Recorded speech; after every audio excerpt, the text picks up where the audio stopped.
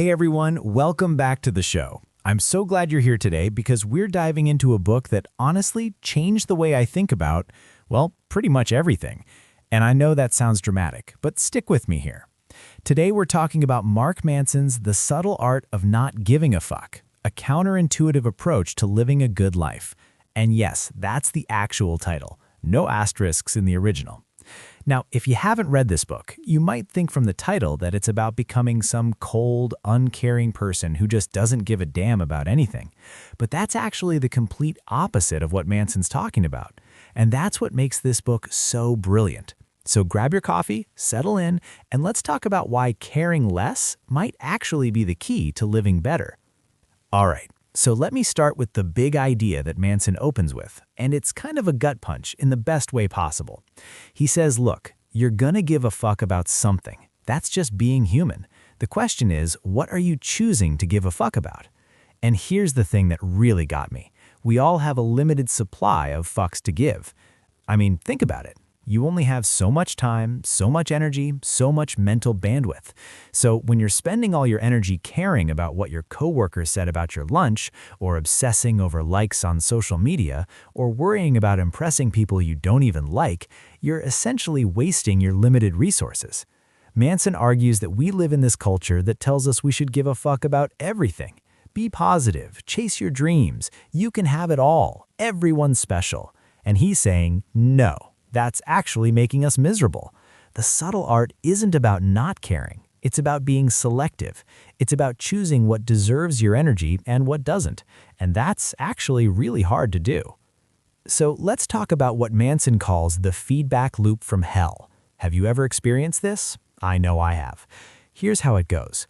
Something bad happens. Maybe you mess up at work, or someone criticizes you. You feel bad about it, which is normal. But then, and this is where it gets nasty, you feel bad about feeling bad. You think, I shouldn't be so upset about this. What's wrong with me? Why can't I just be more positive? And then you feel bad about feeling bad about feeling bad. It's this endless spiral. Manson says this is what happens when we buy into the idea that we should always be happy, always be positive, always be okay. The self-help industry has basically told us that negative emotions are problems to be solved. But here's what Manson realized. That expectation itself is the problem. Life is inherently stressful. Things go wrong. You're gonna feel anxious sometimes. You're gonna feel sad. You're going to feel angry. And that's not a bug, it's a feature. Those emotions are giving you information. They're telling you something needs to change. The key is accepting that life is difficult, that struggle is inevitable, and that's actually okay. Once you stop fighting against that reality, the feedback loop breaks. Now, this brings us to one of my favorite parts of the book, Manson's take on happiness. He makes this really provocative statement, don't try to be happy. And at first you're like, wait, what? Isn't that the whole point? But here's what he means. Happiness isn't a solvable equation. It's not a destination you reach and then you're good forever. Happiness is actually the byproduct of solving problems. And this is huge. Think about it. When have you felt genuinely happy and satisfied? Probably when you accomplished something difficult, when you worked through a challenge, when you helped someone solve a problem, not when you were just sitting around trying to be happy. Manson says that life is essentially an endless series of problems. The solution to one problem just creates another problem. And that's not pessimistic, that's just reality. So the question becomes, what problems do you want to have? What struggles are meaningful to you? Because you're going to struggle with something, so you might as well struggle with something that matters. For some people, it's building a business. For others, it's raising kids. For others, it's creating art or contributing to their community. The specific thing doesn't matter. What matters is that it's yours and that the struggle feels worthwhile. Let me tell you about one of the most important concepts in the book, values, because this is where the rubber really meets the road. Manson breaks down values into two categories, good values and bad values, and this distinction is everything. Bad values are things like pleasure, material success, always being right, or staying positive all the time. Now, you might be thinking, wait, what's wrong with those things? And Manson would say, nothing's inherently wrong with them. The problem is they're outside your control, or they're socially destructive, or they're not immediate or controllable. Let me give you an example. If your value is making a lot of money, that's outside your control. You can work hard, make good decisions, and still not make a lot of money because of market forces or luck or timing. So you're setting yourself up for disappointment. Good values, on the other hand, are things like honesty, creativity, humility, or standing up for yourself. These are internal, immediate, and controllable. You can be honest right now. You can be creative today. These values are based on actions you can actually take. And here's what's beautiful about this. When you build your life around good values, you're giving a fuck about things that actually matter and that you can actually do something about. Okay, so there's this chapter in the book about responsibility that I have to talk about because it's simultaneously the hardest and most liberating idea in the whole book. Manson makes a distinction between fault and responsibility. And he says, we're not always responsible for what happens to us, but we're always responsible for how we respond. This is tough to hear sometimes. Maybe you had a terrible childhood. That's not your fault. Maybe someone betrayed you. Not your fault.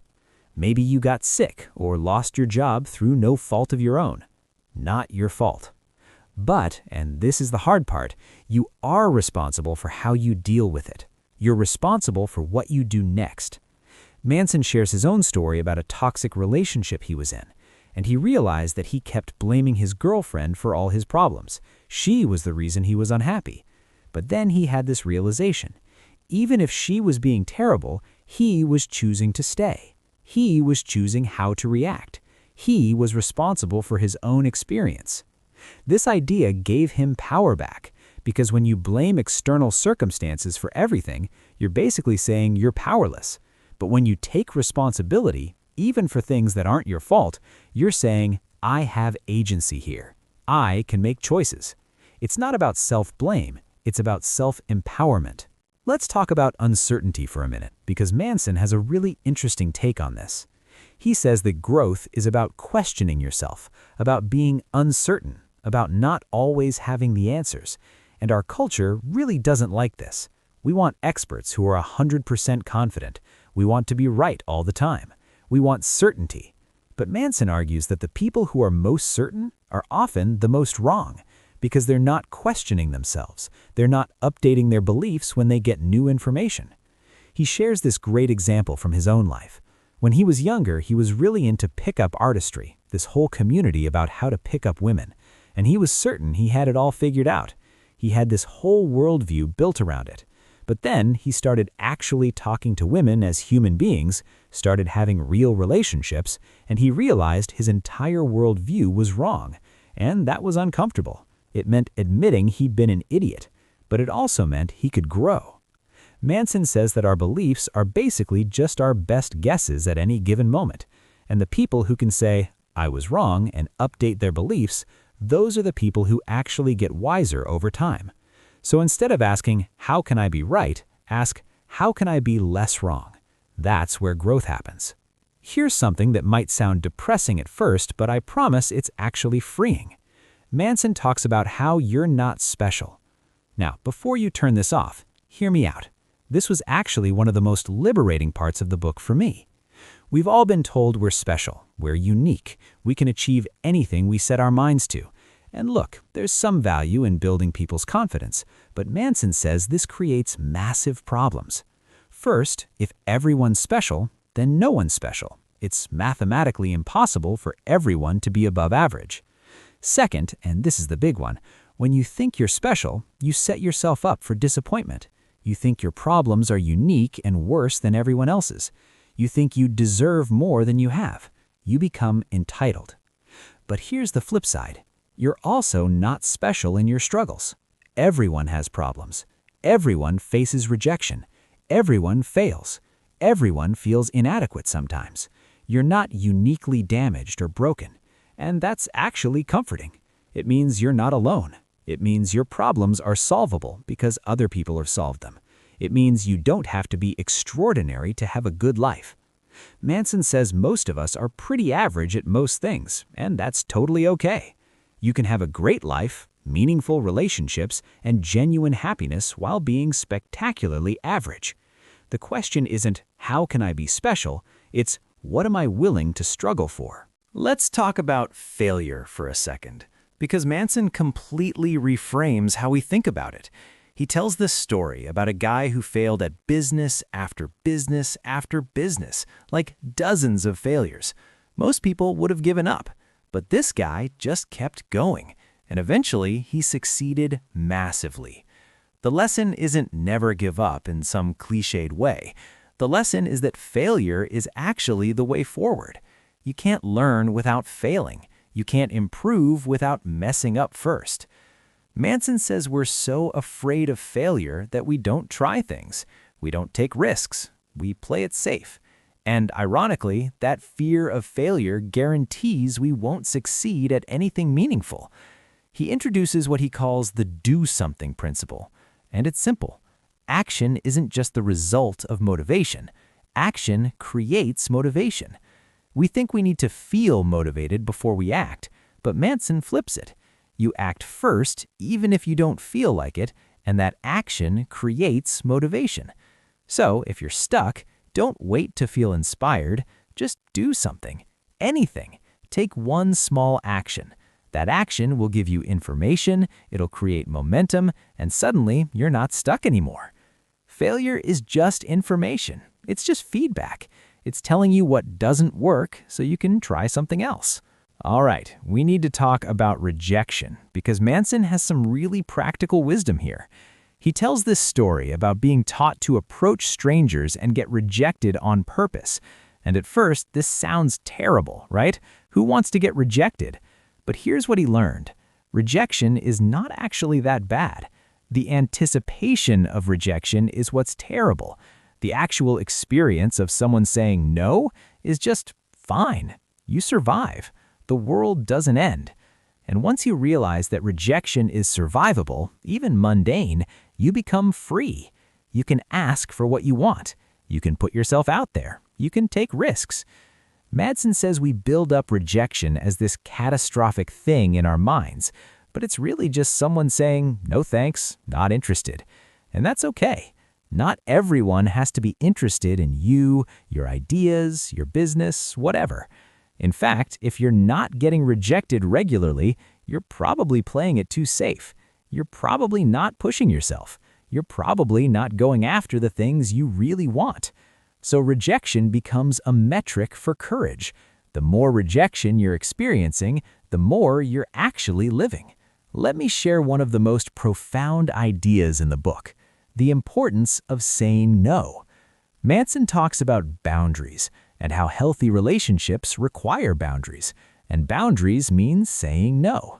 We think saying yes to everything makes us good people. Yes to every request, yes to every opportunity, yes to everyone who needs something from us. But Manson says that when you say yes to everything, you're actually saying no to yourself. You're saying no to your time, your energy, your priorities. You're saying no to the things that actually matter to you. Real freedom comes from rejection.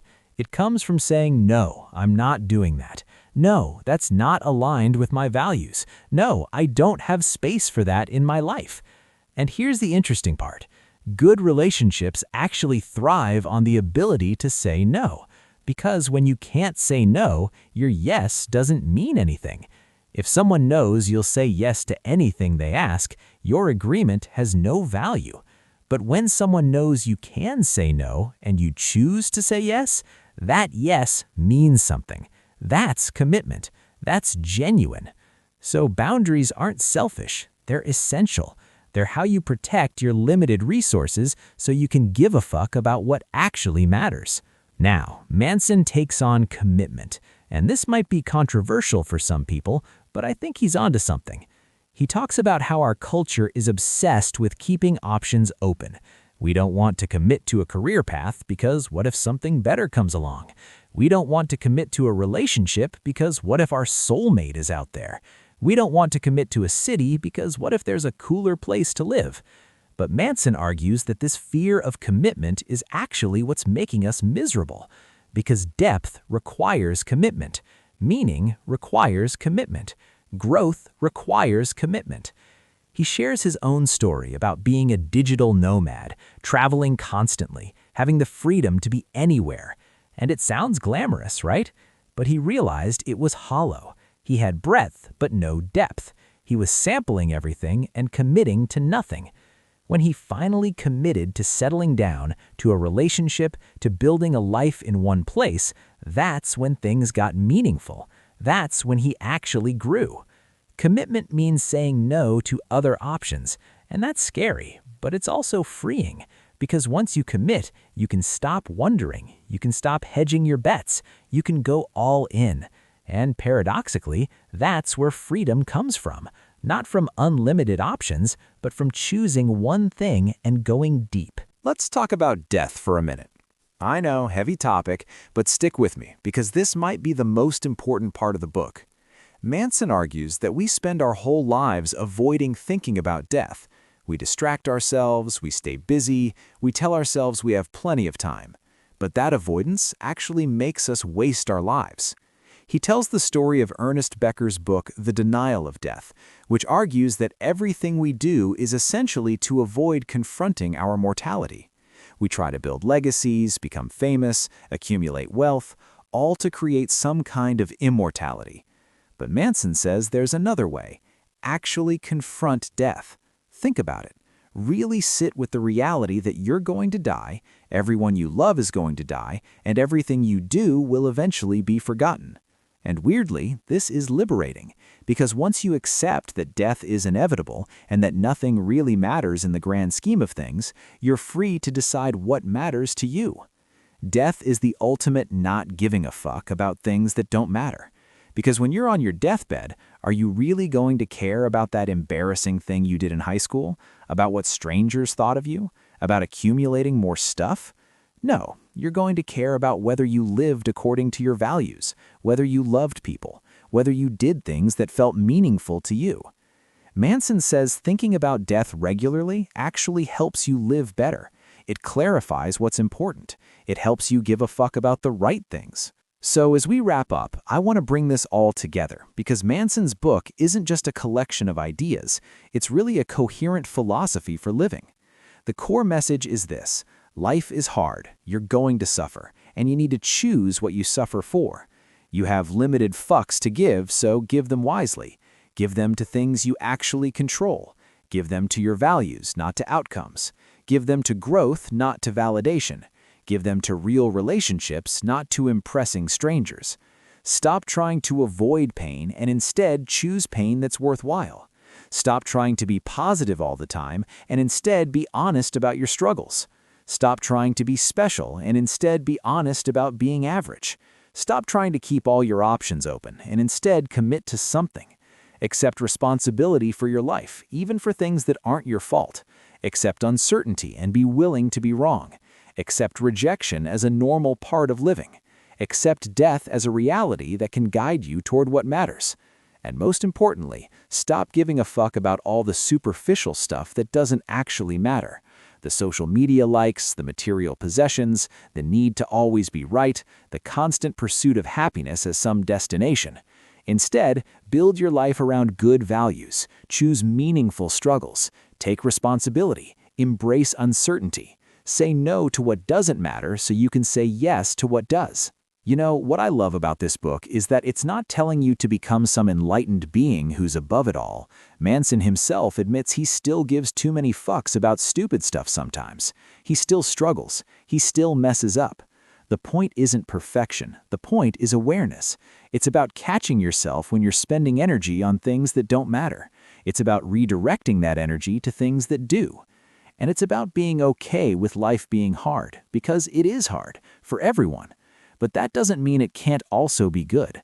Some of you listening might be thinking, this all sounds kind of negative, and I get it. Our culture is so saturated with toxic positivity that anything realistic sounds pessimistic. But I actually find Manson's approach incredibly hopeful because he's saying you don't have to be perfect. You don't have to be special. You don't have to achieve everything. You don't have to be happy all the time. You just have to be honest about what matters to you and actually live according to those values. And that's something anyone can do starting right now. So here's what I want you to take away from this. 1. You're going to give a fuck about something, so choose carefully what gets your energy. 2. Life is about solving problems, not avoiding them. Choose problems worth solving. 3. Take responsibility for your life, even for things that aren't your fault. 4. Embrace uncertainty and be willing to be wrong. 5. You're not special, and that's actually great news. 6. Failure and rejection are just information. Use them. 7. Boundaries and the ability to say no are essential. 8. Commitment creates depth and meaning. And 9. Thinking about death helps you live better. If you want to dive deeper into any of these ideas, I really recommend reading the full book. Manson goes into way more detail and shares a lot more stories and examples that I just didn't have time for today. But my challenge for you is this. Pick one thing you've been giving too many fucks about, one thing that's been draining your energy but doesn't actually matter, and just stop. Redirect that energy to something that aligns with your actual values. See what happens. I think you might be surprised. All right, everyone, that's it for today's episode. I hope this was helpful. I hope it got you thinking, and I hope it maybe gave you permission to care a little less about the stuff that doesn't matter. If you enjoyed this episode, I'd love it if you subscribed and shared it with someone who might need to hear this message. And if you want to let me know what you thought, reach out on social media or drop a comment wherever you're listening. I'll catch you next time.